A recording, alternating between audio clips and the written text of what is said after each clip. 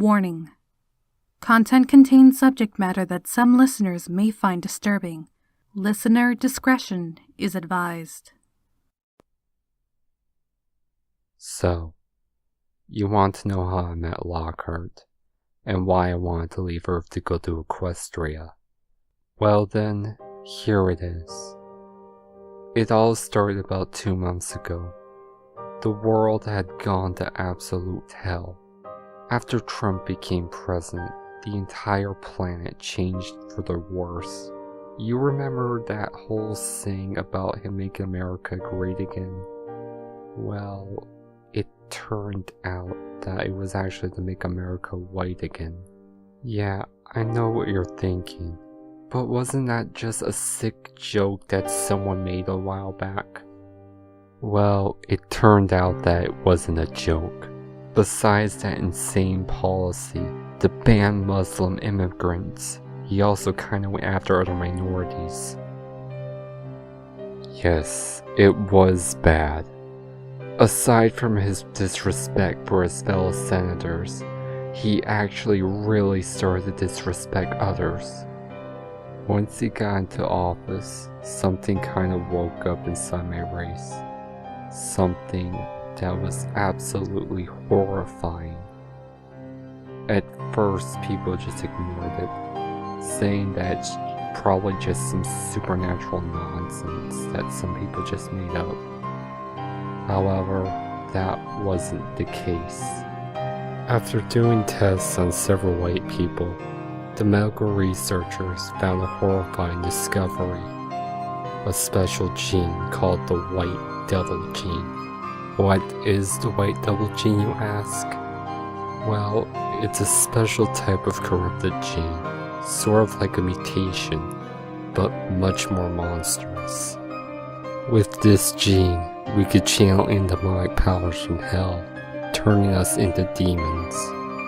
Yes, you did hear me right. And it only got worse once the Holy Council made their appearance and finally gave us an explanation.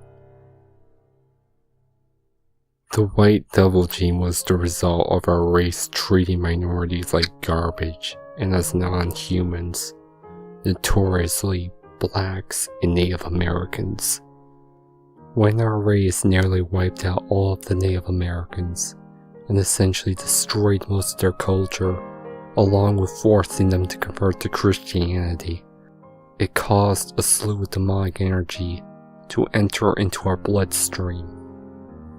As it turns out, Lucifer was actually quite pleased on how our race was pretty much destroying an entire group of people and treated them like demons and animals. And the Holy Council was pretty furious, especially once they found out that Andrew Jackson's Indian removal campaign created a monster, a dark angel known as Black Lily, a monster that continues to haunt me and torment me due to my own white guilt. Now, how does this gene work exactly? And why did it take this long to fully activate? Well, for one, the gene was supposed to fully awaken once the true successor to Andrew Jackson became president. And unfortunately, Trump was that successor. As for how it works, well, every single white person on the planet had this gene. Only about 25% of them knew how to use it.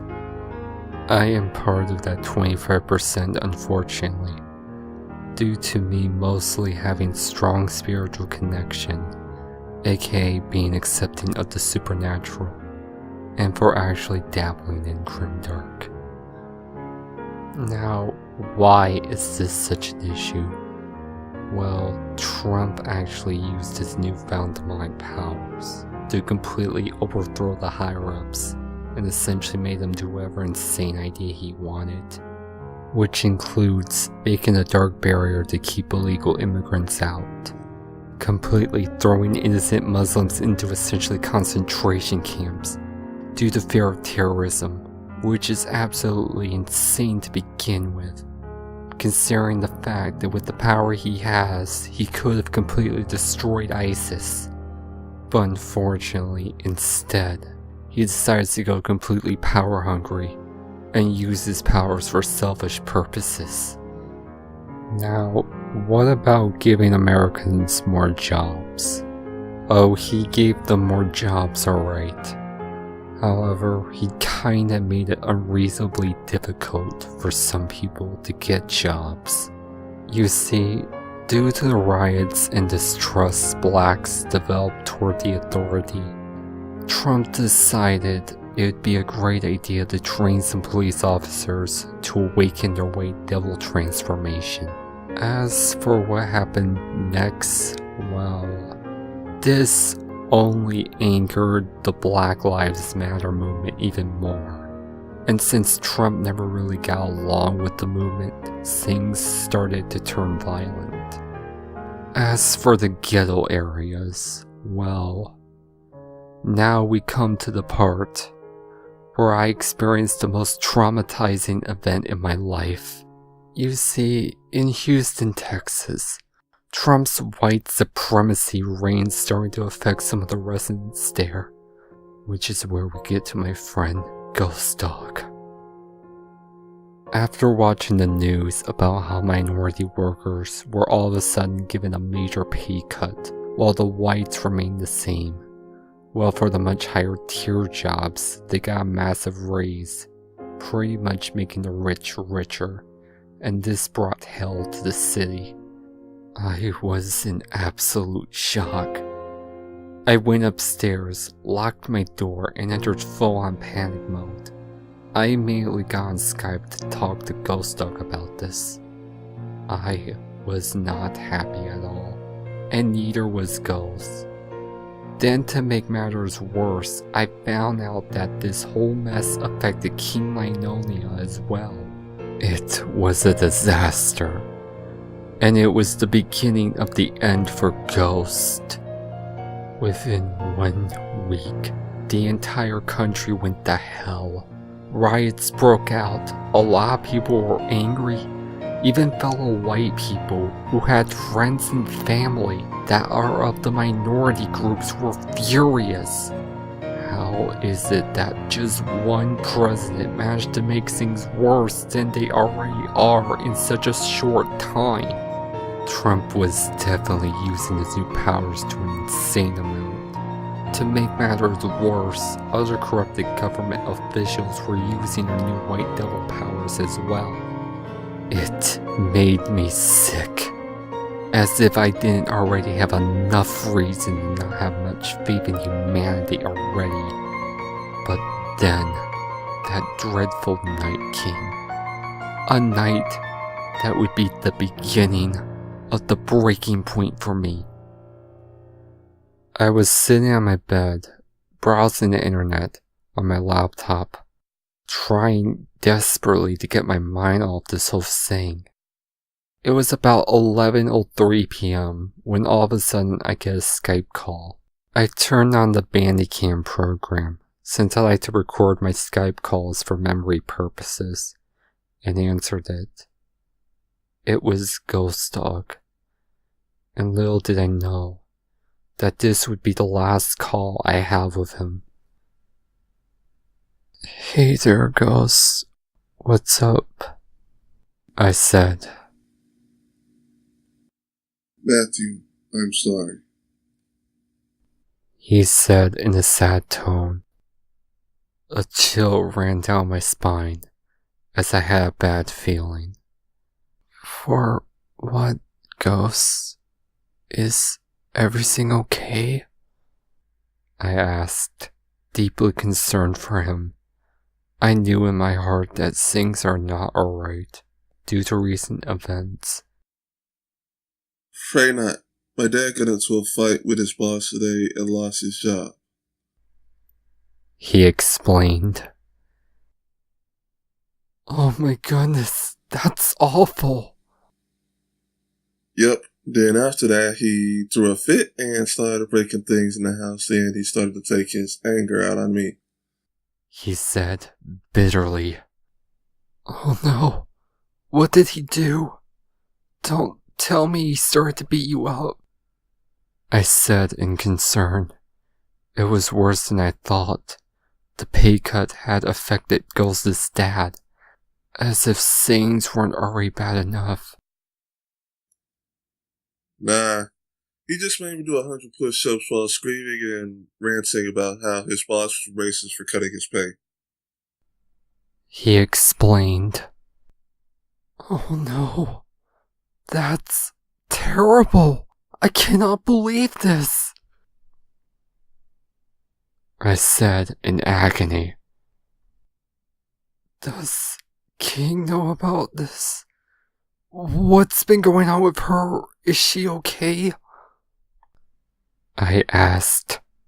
Ghost was silent for a moment. Then he turned on his webcam, shaking his head no. This really made me scared.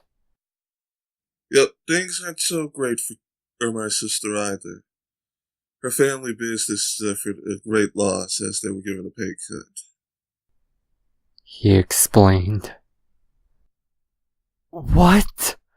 But it's a family business. They own the business. How could they get a pay cut? I asked. Yeah, that new law was implemented by the state. They pretty much used their white devil powers to make it a law that family businesses owned by minorities must be paid less. He explained. My jaw dropped. I couldn't believe it. This was a nightmare. My heart sank. The fact that my own ethnic group was abusing their white devil powers for their own selfish purposes made me absolutely disgusted. This is a nightmare. I am so sorry. There has to be something I can do, I said. I wanted to fix this, but how?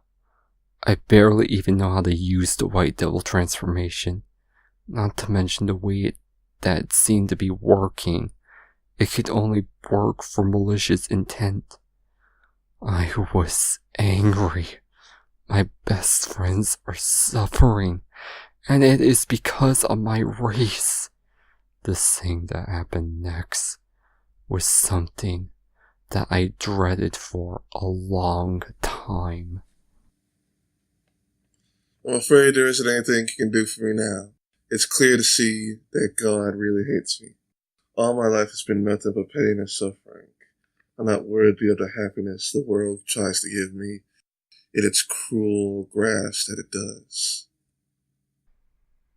He said. This upsetted me. He was in another one of his major depression states. This time, however, it couldn't be fixed. No! Don't you dare say that! You do deserve happiness. You're a great person, Ghost. You're my best friend. I'll start training to learn how to use my white devil transformation. I'll force them to give me the money so I can save you and King. You don't deserve this hell. God doesn't hate you. This was my own selfish, racist fault. I wanted this mess to end so badly, I said to him, as tears started to run down my cheeks. However, this time, my words weren't enough. Don't, Mathew. It's not worth it. It wouldn't change anything. Mathew, my entire life has been nothing but a waking nightmare. While I am grateful of the times we spent together these past 3 years, the way the world has become now, it has gotten way too much for me. He gets up from his chair and walks into the kitchen. He gets out a butcher's knife and walks back to the chair after locking his door. It's time that I should do what I should have done a long time ago, he said, as he positions the knife to his neck. My eyes widen as I dreaded this day. No, No, please, don't! I yelled, trying not to be too loud. Mathew, I want you to know that you've been like a brother to me, and that I thank you for all of the wonderful times that we had together. With my fanfics and doing that RP. But most of all, thank you for being an awesome friend to an ungrateful person like me. I wish it didn't have to be this way, but sadly, fate is a deadly mistress. He said, GhostDog, please, don't do it. I pleaded. I needed to do something fast. I was in a panic. I needed to contact Ryan. I quickly got on Facebook and warned him in the chat. However, little did I know that it would be too late. To make matters worse, he wasn't online. I'm sorry, bro, but this is where the road ends for me. So okay that I am sorry that we never got to the chance to live together. And that she was an awesome sister that I knew. And that I really appreciate her. And I hope that she has a wonderful life without me. He said, No,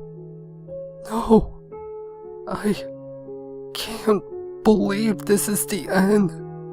I failed. This is all my fault,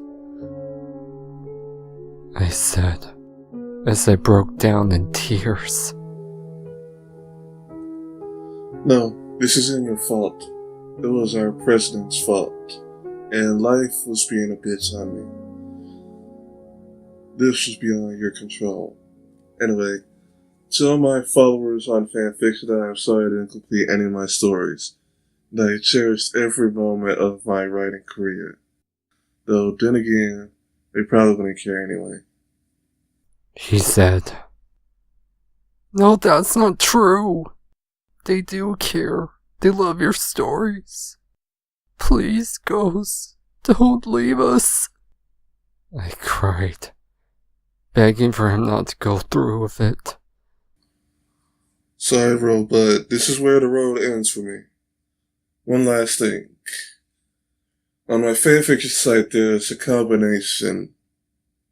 It might look like a set of dates, but it's to a vault in my house.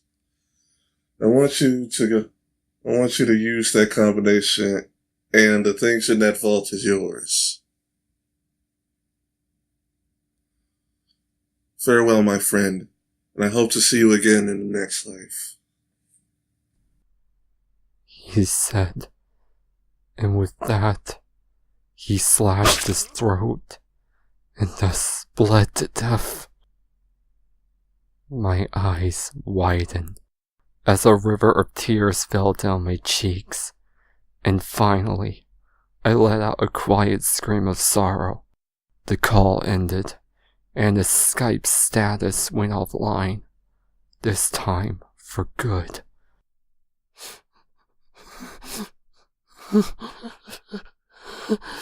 No, GhostDog! I can't believe it. My worst nightmare came true. He's dead. He really did it. He took his life. I cried as I slammed my fist to the bed in anger. My best friend was dead. I failed to save him.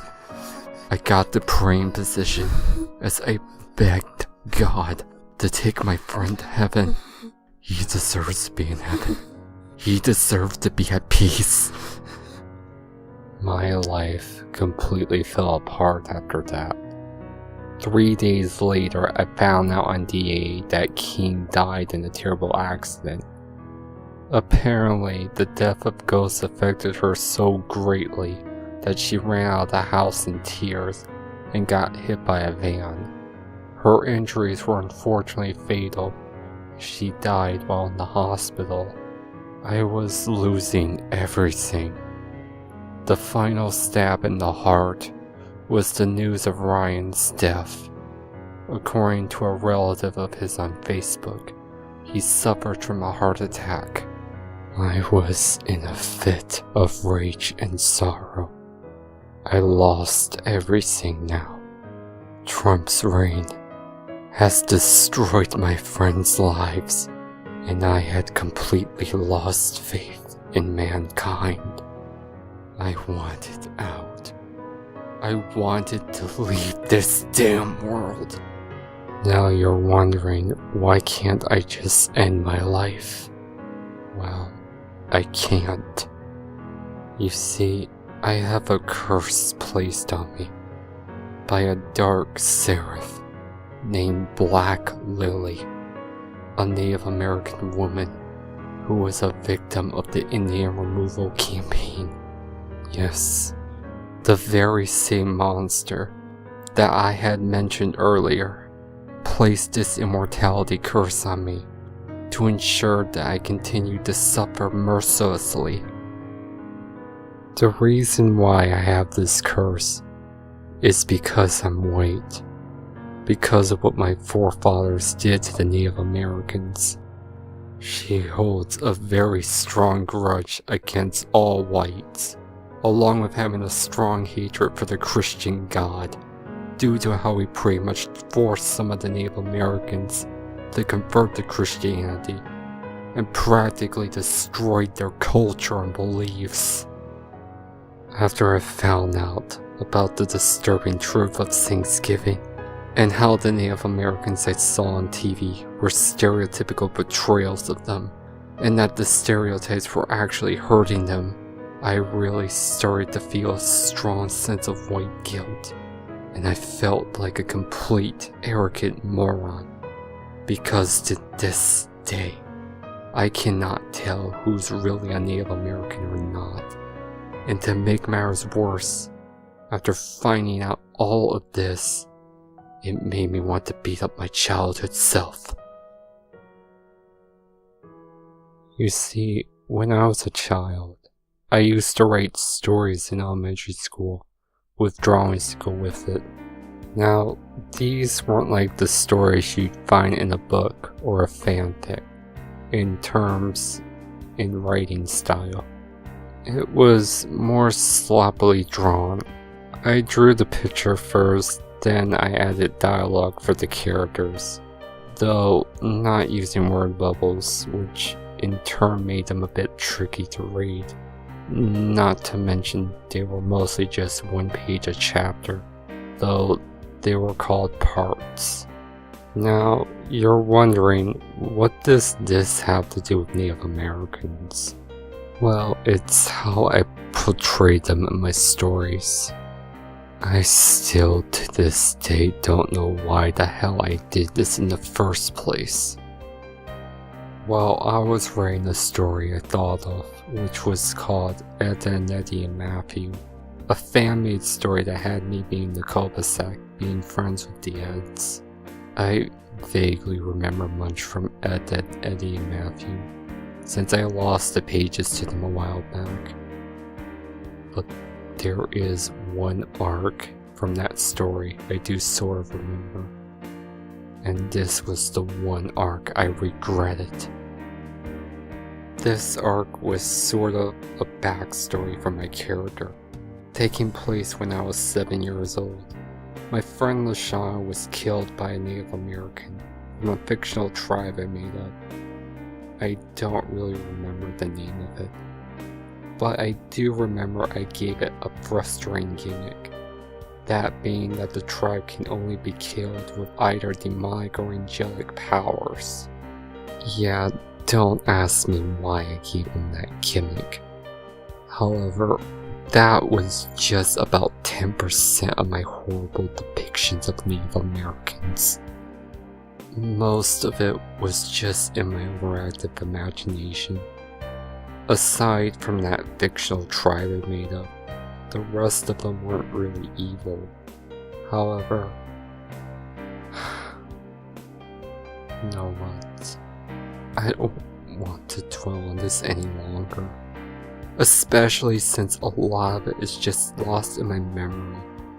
Honestly, I had no idea why I even thought of such things in the first place. There was even a time where I was afraid of my own Native American bloodline. All of those reasons is why Black Lily decided to make me her next torture victim. And to be honest, I actually deserve it. I deserve all of it. I just could not forgive myself for what I did. But now that this world had gone to hell, now that white supremacy had completely taken over this country, it just made me more miserable.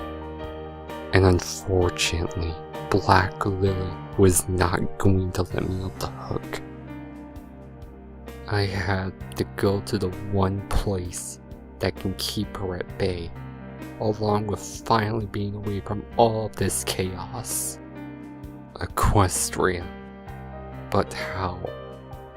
Well, this is where we get to Lockhart.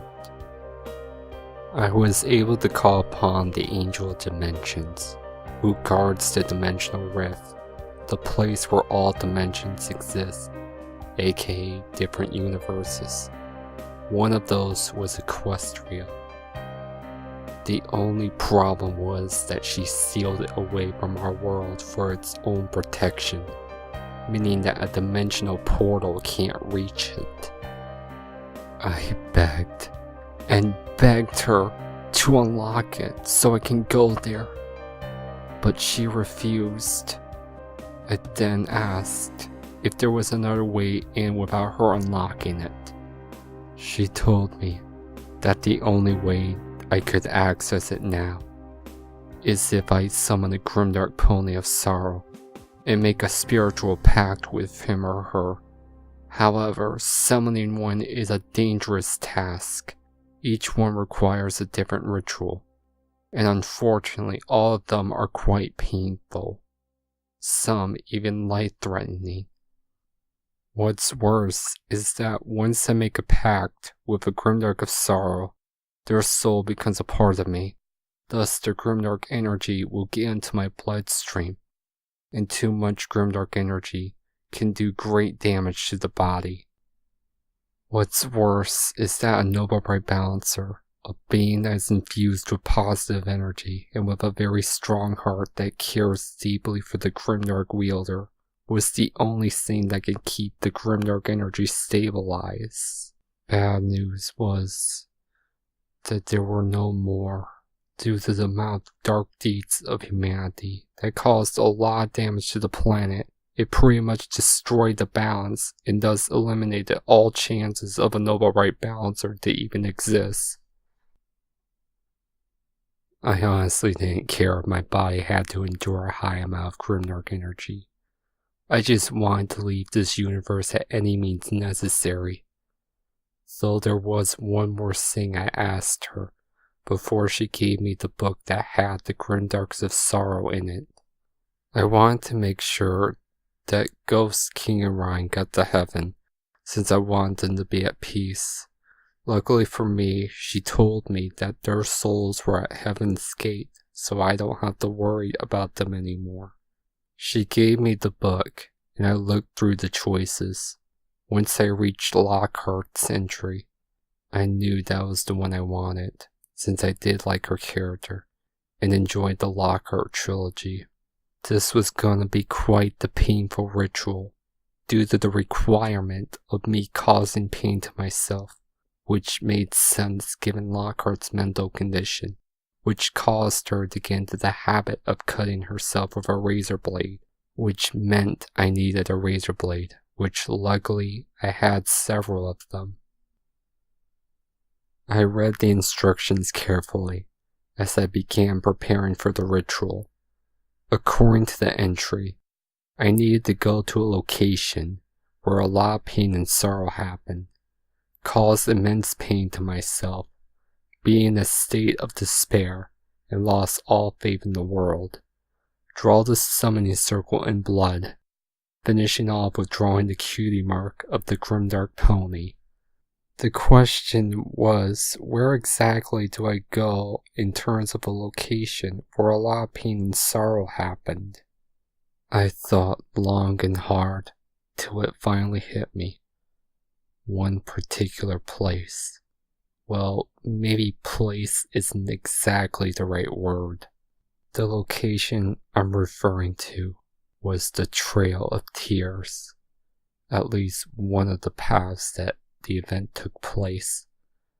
A chill ran down my spine, as I knew that was where Black Lily and her family suffered and eventually died. It was the very reason behind her hating white so much, along with pretty much everything else, but I knew that was where I needed to go. To my luck, it seemed that Black Lily was pretty much ahead of me, as it was unfortunately that time again for my torture session, and it was pretty much going to be extremely painful. I decided to use this to my advantage, and I made a request. Black Lily, before you begin the session, I have a suggestion for it, I said as she glared at me. She was a Native American woman, wearing a dark-colored vest with black boots, dark-colored pants. Her eyes were dark brown, and she had long black hair and 6 black wings on her back. She was terrifying, as she always had a sour mood, never once smiling. "What kind of suggestion?" she asked bitterly. "You said that you were a victim of the Trail of Tears. Well, how about you make me walk down the same road that your tribe was forced to walk down, so I can know what it's like?" I said, hoping that she'll accept the request. She closed her eyes and crossed her arms and thought for a moment. Then she reopened them. "Very well then. But I'm having the dark spirits of the victims attack you while you walk. This will last for 3 whole days. You better be ready for this, because while you're walking down that road, you cannot take rest. You will not have any meals nor drinks. You must be in pain constantly. And remember, as long as my dark mark is bound to your soul, you will be forcefully resurrected when you die." With that, I was teleported to a location where there are plenty of trees and a dirt road in the middle. It was a dark and chilly night, as the cold wind was blowing. The perfect place to begin the ritual. I had everything I needed. I just had to survive the 3-day hell journey to reach the end of the trail and draw on that circle. So it has begun. Time to endure this torment and finally be free from this pain. It's only 3 days of me getting attacked by the malevolent spirits of the Trail of Tears. The pain will be over before I know it, I said to myself. And so I began walking. At first it seemed quiet. However, about a half hour later, I began to hear voices in the distance.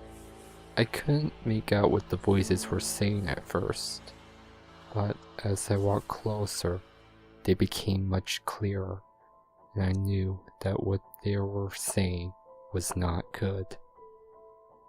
"The pale-faced sacrifice should be here soon.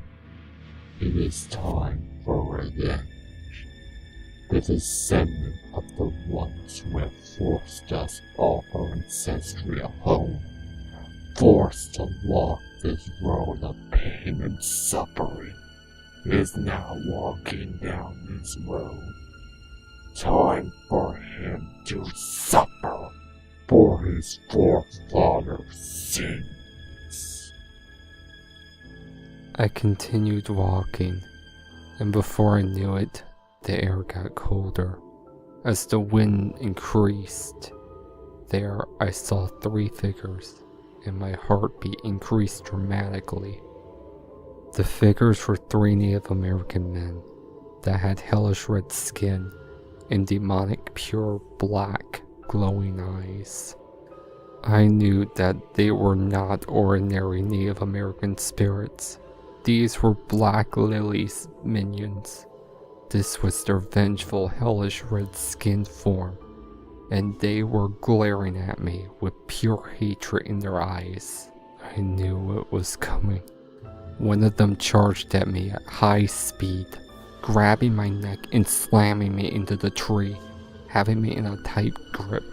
I could barely breathe as he took out his knife and thrust it straight into my chest. He wasted no time, as he intended to make sure I was in immense pain. I cried out in pain as he slammed my body back and forth on the tree.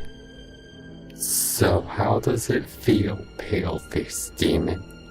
Hurts, doesn't it? Well, it's gonna get worse. Our master, Black Lily, has ordered us to torment you as you walk along this trail, the very same trail where we lost our lives because of your government, he said as he had one of his comrades put a chain collar on me. This collar is infused with dark, holy magic. With just a snap of my fingers, it will do one of 3 things. It will shock you with intense dark lightning, burn you with dark red fire, and freeze your body with dark ice. All of them are extremely deadly, he explained. So, besides brutally beating me, slashing me, and stabbing me, you're also using this collar to use different elemental effects on me, I said to them, still in pain from the stabbing and beating. Correct. Now, keep walking, you pale-faced piece of shit, he shouted as he shoved me to the ground. I then slowly got back up and kept walking. The next 10 hours were like a stint in hell for me. Not only was I getting brutally beaten and slashed on every part of my body, but the collar was taking its effect on me. I was bleeding heavily as I was limping along due to several broken bones and very deep cuts. It was only going to get worse from here on out. A few hours later, I died from my injuries. However, due to the curse, I was forcefully brought back to life as my injuries fully got healed, and the process was painful.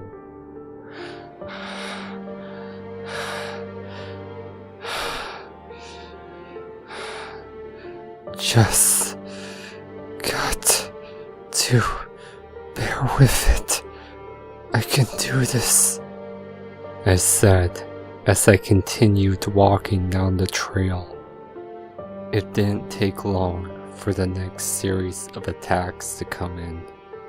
This time, it started with me getting roundhouse kicked hard in the face, sending me flying into the trees, pretty much smashing a couple of them down, and hitting the back of my head hard on the trunk, knocking the wind out of me.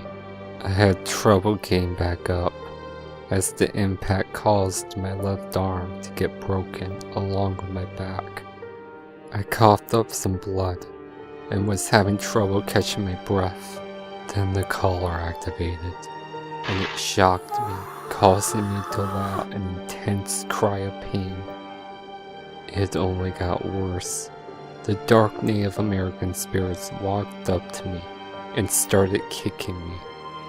They then lifted me up on my arms and held me in place, while the third readied a spear pointing it to my heart. He then thrust it into my heart, killing me in the process. Black Lily's dark mark activated again, healing all of my injuries. I then got up and continued the path. I was starting to feel fatigued, since I can't have any food nor water. It started to take a toll on me. But I didn't care. I had to keep going. I had to reach the end of the path and draw in that summoning circle so I can reach Lockhart. About another 5 hours later, pretty much getting close to starting the second day, the attacks began again.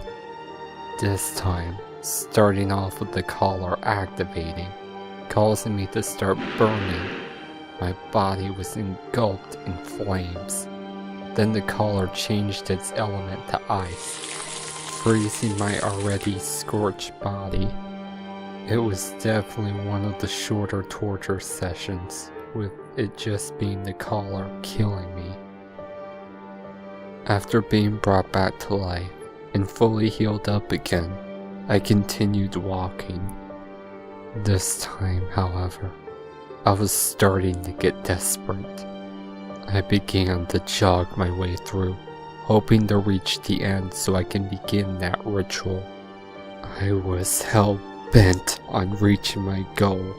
I stopped caring about the pain.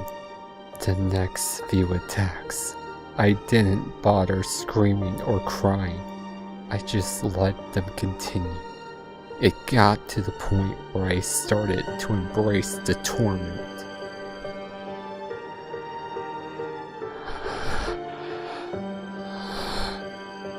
Go ahead and keep hurting me. My health in life means nothing to me anymore. I have nothing left. I'll soon leave this damn planet, and you'll never have to see my pale face ever again. I understand your rage and hatred, so just keep hurting me. Matter of fact, why don't you tag along with me, instead of just disappearing every time I die, then reappearing every few hours? I said to them in a low, depressed tone. They accepted the request. Hours passed, and several long painful attacks had been inflicted on me, and the air grew even colder. Eventually, by some miracle, I reached my destination. I just got resurrected, and I began the ritual at last. I had to draw the circle in blood, so I had one of the dark spirits slash my arms and palms, so I could bleed enough to fully draw the summoning circle. It took about a half hour, but I was able to finally get it drawn. It is done. Now for the final touch. You all don't have to worry about me anymore. Soon I'll be gone from this world, and you'll never have to see me again. I said to the dark spirits and Black Lily. With all that said and done, I used the razor blade to slit my wrists and drew Lockhart's cutie mark in the center, as the dark blue magic aura surrounded me, and I dropped down inside the circle.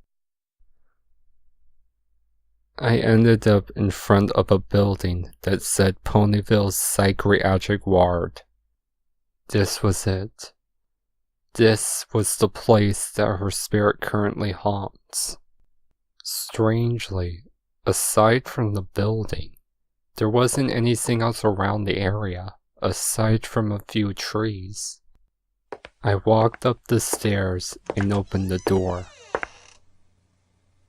As I entered the building, I noticed that there weren't any staff members. I went over to the desk to find the clipboard that had the list of the rooms where each patient was staying at.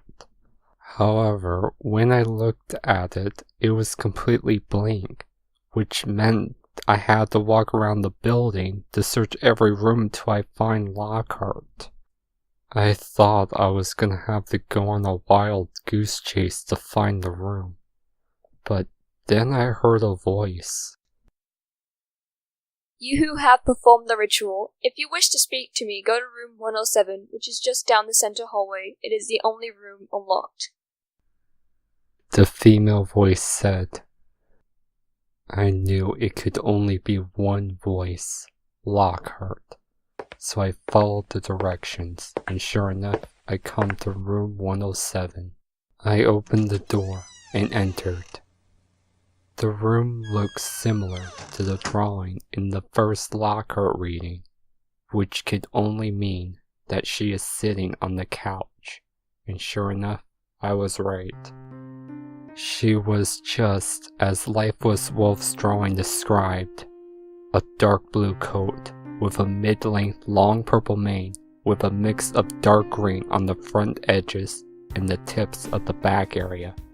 Her tail was about mid-length, with the top half being purple and the bottom half being dark green. She had dark blue eyes, and her forehooves had surgical gauze wrapped around them.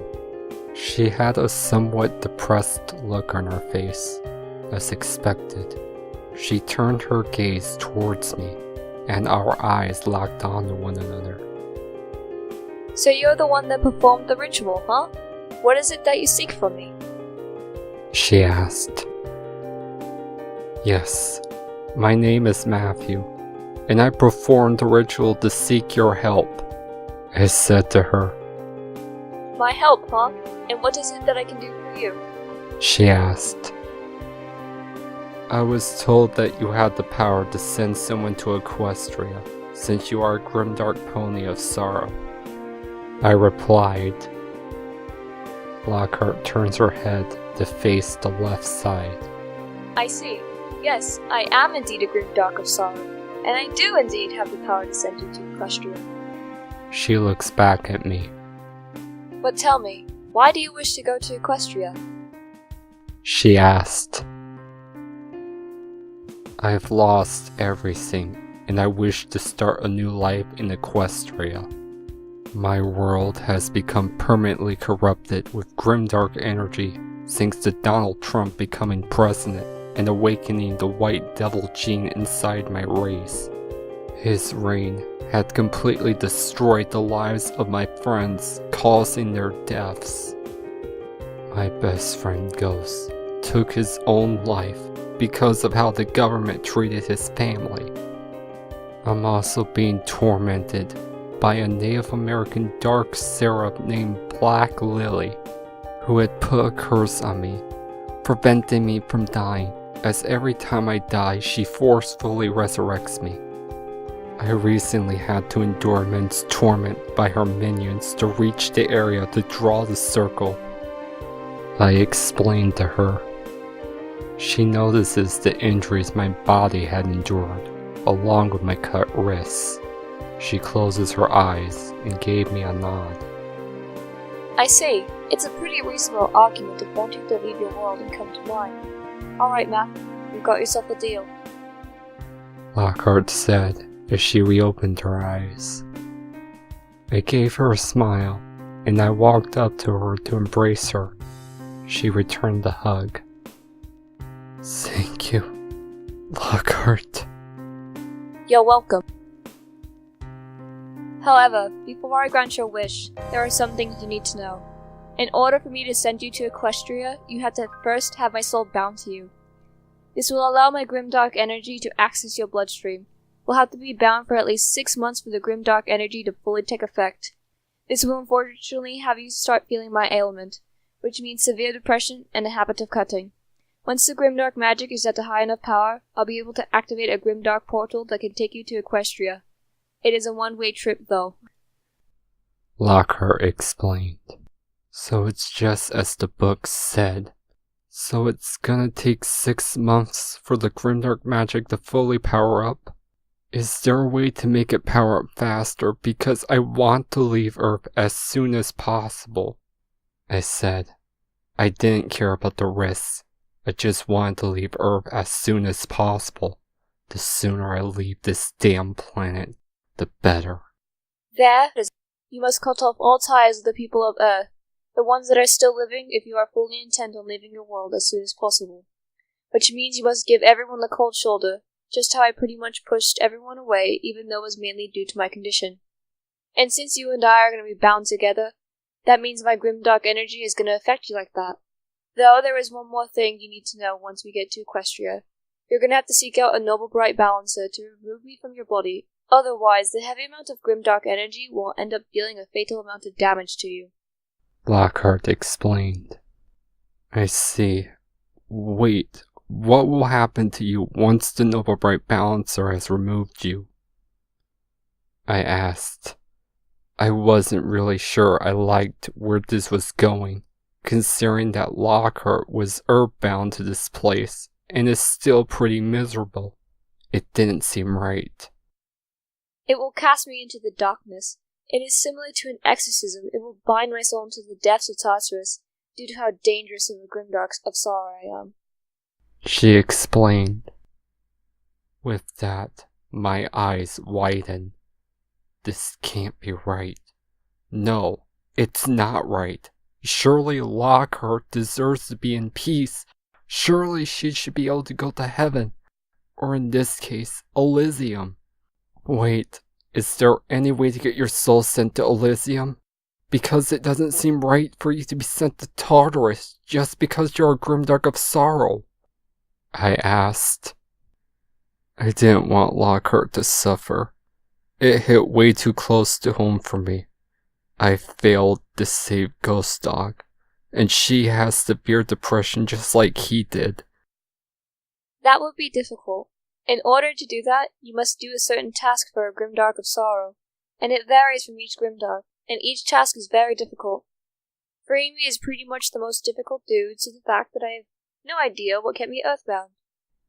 Lockhart explained. Couldn't Classy Glass do anything? I asked.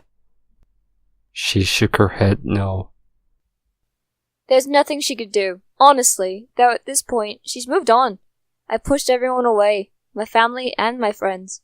None of them can help me, and honestly, though after what I did to them, it's better for them to forget about me. Lockhart said bitterly.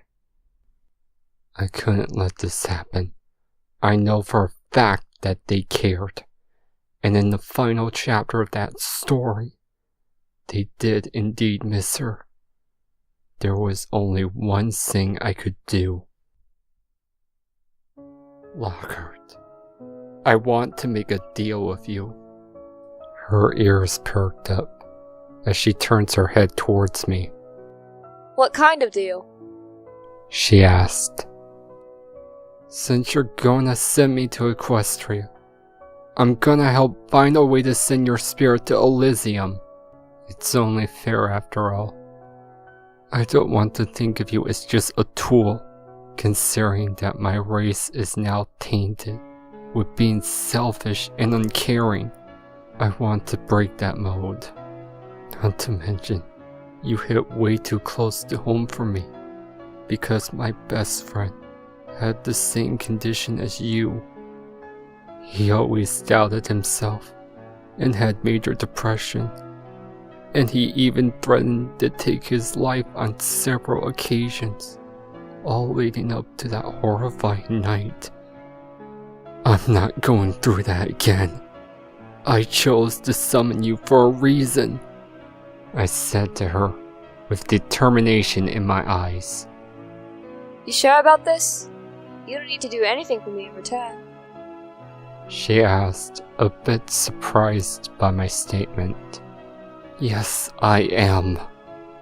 I replied. Lockhart paused for a second, trying to process my answer. She then sighed and got off the couch and looked up at me. Very well then. If we're gonna do this, I have to enable you to be able to see into my memories. And just to make sure we get to know each other, I'll have to see into your memories as well. She replied. That's gonna be a bit tricky for me. Most of my memories are extremely hazy. I don't really have a good memory, and how will this work? I asked. Through dreams, and don't worry, it will only go through the memories that we can recall. Lockhart replied. Alright, guess we better make the spiritual pact then. Lockhart nods. Okay, how do I do this exactly? I asked. You just have to draw my cutie mark on a part of your body in blood. Then I'll place my hoof on where the mark is at. She explained. I rubbed my finger on my cut wrist to take some of the blood from it and drew her cutie mark on my chest to where my heart was. I figured that it would be the perfect place for it. On the side of your chest where your heart is at, huh? Alright then. Lockhart said as she placed her hoof on it, and thus the grimdark energy began surging into my body as the pact was formed. With Lockhart now a part of me, I emerged from the circle where the dark Native American spirits were still waiting to strike. However, a surge of dark energy surrounded me, preventing them from attacking me. They could sense the grimdark energy that I now possess, along with noticing the change in my hair and eye color. They were the same color as Lockhart's, and my strength and speed increased dramatically. It was by this point Black Lily took notice. I see. So that was your plan all along. Making a pact with a grimdark pony of sorrow, just to leave this dimension and go to Equestria. Black Lily said. That's right. I have no intention of fighting you anymore. I just want to leave this world and go to Equestria. I have nothing left here anymore. My faith in humanity is dead. Please, Black Lily, I beg you to let me go to Equestria.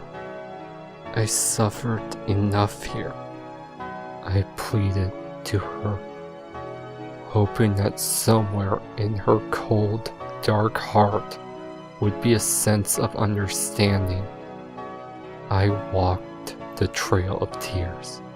I had no food or water, and I suffered immense pain. I am hoping that maybe it will finally be enough for her. Fine then. You may go to Equestria. Considering you went through all that trouble just to summon that grimdark of sorrow. But know this. One day, I will find a way to get to Equestria. And when I do, your suffering will continue.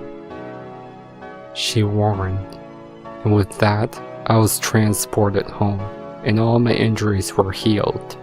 After that, my quest to find a way to free Lockhart's tormented soul had begun. I pretty much did as she said. I stopped talking to anyone.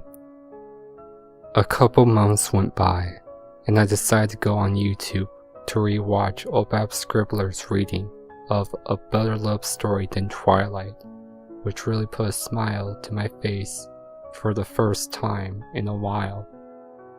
Then you already know what happened next. K-Book took over the MLP YouTubers' channels along with Equestria, and Death Funkanelia came out of my laptop screen to recruit me in stopping her and saving you and Scribbler, along with Equestria. And that's pretty much the whole story on how me and Lockhart got connected.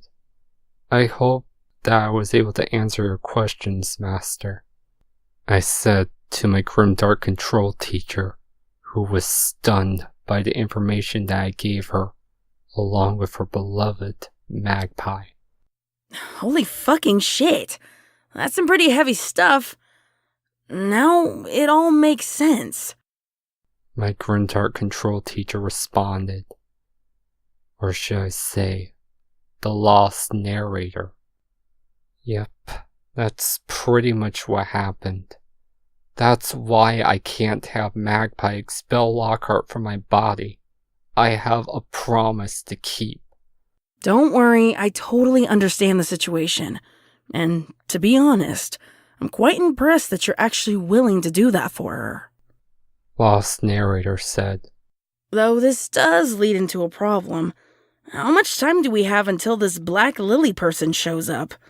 Because if she's as powerful as she says she is, we need to be prepared to kick her ass. Because after all the shit she did to you, she's just asking for it.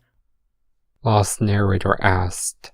Who knows? It depends on how strong the barrier is, considering that the elements of harmony also keep her at bay. It will be a long time before she appears, I answered. Well then don't worry. We'll be ready once she comes here. Anyways, I think it's time that we get back to training. Lost Narrator said with a confident smile on her face. Right, I replied. And thus, we resumed the training.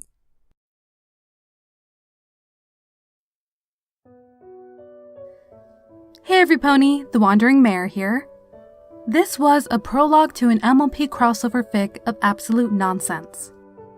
Written and narrated by Matededdneddy. With voice guest stars GhostDog as himself and Marishipper as Lockhart. With the very special guest, the Lost Narrator, as herself. Thanks to Inkfall and Neon Night for working on the cover art. If you enjoyed this story, you have something to look forward to, as the next installment is in the works. The next story is actually written by Matededdneddy. The story is called An MLP Crossover Fic of Absolute Nonsense, and is a fan-made sequel to A Better Love Story Than Twilight, written/narrated by Obab Scribbler.